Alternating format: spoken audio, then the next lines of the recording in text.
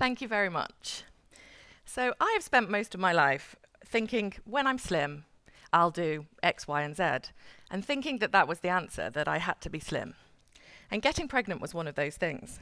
However, when I hit my mid 30s, I realised my biological clock was ticking, and that if I wanted to be a mum, I would have to start trying for a baby. By this point in my life, I had started feeling more at peace with myself because I'd learned so much about living with obesity and all its complexities. I finally realised that living with obesity wasn't all my fault. I was this way for many reasons, genetics being one of them, and now I realised that this was something I was going to have to manage and live with for the rest of my life. There was no destination, and there was no quick fix. So in my 34th year of life, myself and my partner started trying for a baby. Initially, we were quite relaxed about it, but as time went by and no baby was in sight, it became more clinical. So I started looking at ovulation windows, using ovulation sticks, and I also started going for some acupuncture. I was kind of willing to try anything. I went to the GP for some advice as well, and the first thing she said to me was, "Your weight is probably causing you your issues." Now, for someone that has blamed their weight on everything their whole life, this just reinforced all those negative thoughts.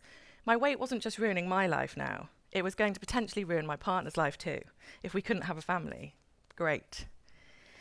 The GP agreed to do some fertility tests to see if there was any underlying issues, and everything came back okay, which was a relief, but also highlighted that maybe it was my weight was the reason.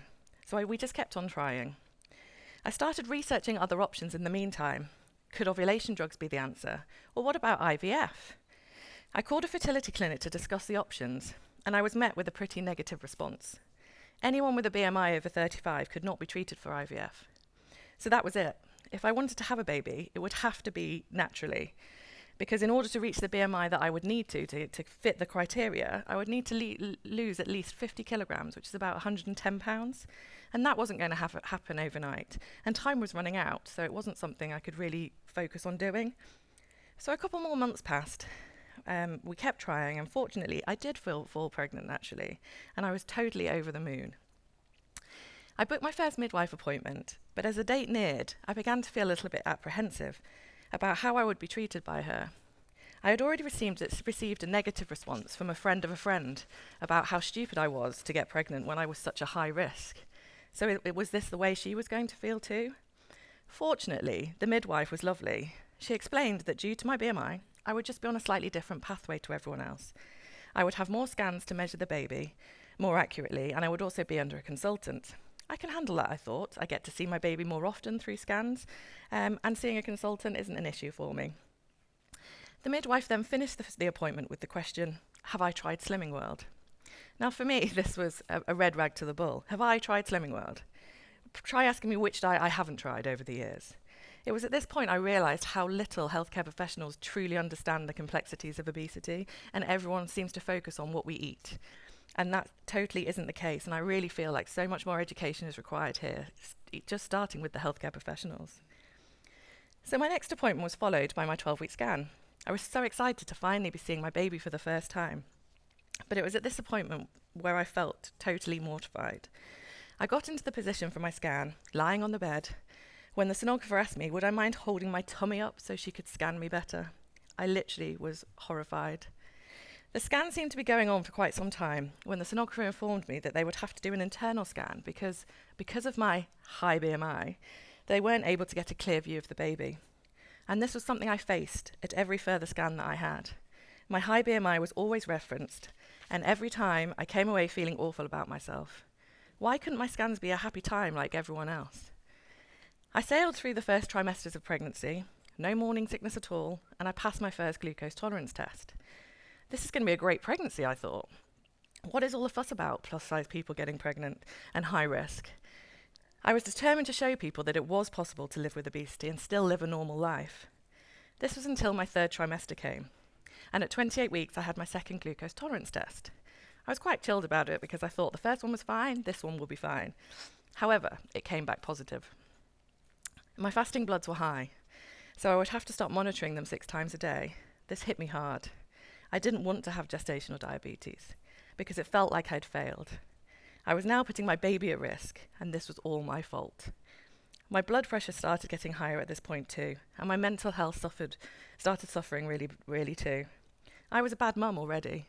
How could I do this to my baby? I don't deserve her. People were right. People living with obesity shouldn't have babies. And I felt like this for a good few weeks. That was until I gave myself a really good talking to.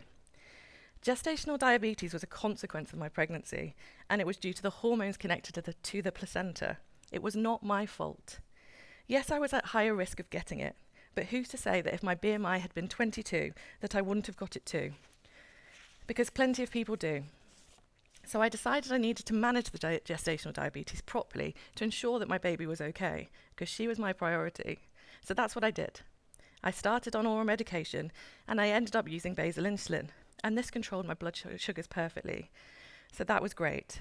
My blood pressure, on the other hand, had other ideas. I was started on blood pressure medication and monitored regularly. However, nothing seemed to be getting it under control. So much so that when I went for a routine growth scan, my consultant told me that my blood pressure was 200 over 180, and I was told that I wasn't going home. I was admitted to hospital immediately and treated aggressively for my blood pressure. I was told I would have to deliver my baby as soon as possible because it was the only way that my blood pressure was going to come down. I had preeclampsia. So at 36 weeks, the midwife attempted to induce me twice. Nothing happened. She didn't want to come out. So finally, I was given a C-section. And my beautiful baby girl was born weighing 6 pounds 9 ounces and was totally fit and well. And like magic, after the birth, my blood sugars normalised and my blood pressure started going down. Who knew the placenta could have such an impact on your body? So there I was with my beautiful baby girl, Emily, who's in the crowd today, feeling a love that I never knew was possible, and feeling proud of myself for the first time. I love being a mummy. It feels like the most natural role in the world. And I feel the best I've ever felt. I'm a lot more at peace with myself. So my take-home message for anyone living with obesity that wants to be a mum is follow your dreams. Just make sure that you go into it with your eyes wide open to the potential risks, but embrace it. And don't let anyone make you feel bad for wanting to be a mum. At the end of the day, we are at higher risk of complications, but that's all it is. It's a risk. Don't do what I did and spend your life waiting for when I'm slim, I will. Do it now. Enjoy your life and live your dreams. Thank you.